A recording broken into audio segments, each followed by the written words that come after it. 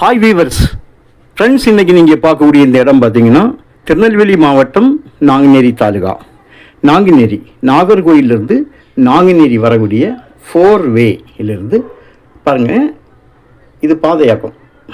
4 வேயிலிருந்து உங்களுக்கு ஒரு ஒரு ஒரு 6-6.25 கிலோமீட்டரில் இந்த இடம் வந்துருக்குங்க. பக்கத்தில் எல்லாம் வீடுகள் இருக்குது. செண்பகராமநல்லூர் இந்த இடத்தோட பேர்.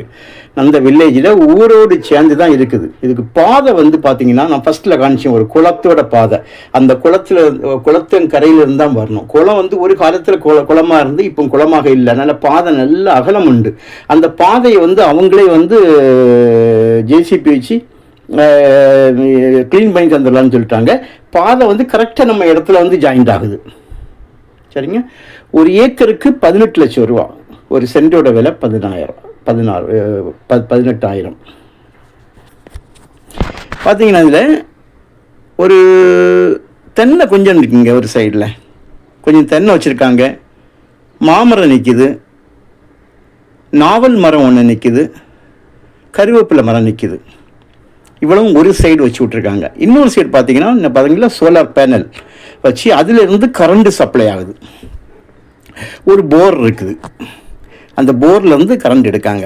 அதில் ஏதோ மோட்டரில் ஏதோ மிஸ்டேக் போலிருக்கு. அந்த போரை அப்படி க்ளோஸ் பண்ணி விட்டுருக்காங்க. தற்சமயம் தண்ணி இவங்க இந்த போர்லேருந்து எடுக்கல. ஆனால் வேறு பக்கத்தில் உள்ள ஆள்கிட்ட வந்து வாங்கியிருக்காங்க. என்ன இருக்குல்ல, இதான் அந்த தென்னை.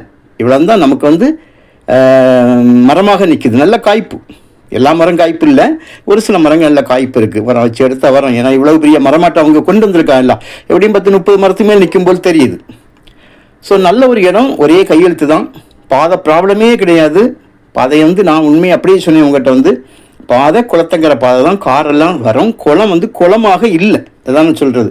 குளமாக இருந்தால் குளத்தை தண்ணி பெருகும் அப்படின்னு ஒரு காலத்தில் குளமாக இருந்தது. இப்போ அது குளம் கிடையாது, சும்மா தான் இருக்குது அந்த இடம். ஸோ நல்ல ஒரு இடங்க வந்து விலை வந்து நியாயமாக தான் கேட்காங்க. ஆனால் நம்ம இந்த விலையை வந்து நம்ம அட்ஜஸ்ட் பண்ணி பேசலாம். ஏன் இவ்வளவு கொஞ்சம் மேலே அப்படி விலை கேட்காங்கன்னா, அந்த ஊரோடு சேர்ந்து இருக்கனால தான் அவங்க இந்த மாதிரி கேட்குறது. அடுத்து 10 தென்னைனாலும் அவங்க தென்னந்தோப்புன்னு தான் கணக்கில் கொண்டுருவாங்க. ஸோ இது வந்து 10-30 தென்னைக்கு மேலே இருக்குது. மீதி அந்த இடம் காலி மனையாக இருக்குது. அந்த போரை மட்டும் நம்ம வந்து கிளியர் பண்ணி உள்ளுக்கு மோட்ரு கூட உள்ளே இருக்குது. அந்த அது ஏதோ கேடாயிட்டு போல், ரிப்பேர் ஆகிட்டு போல்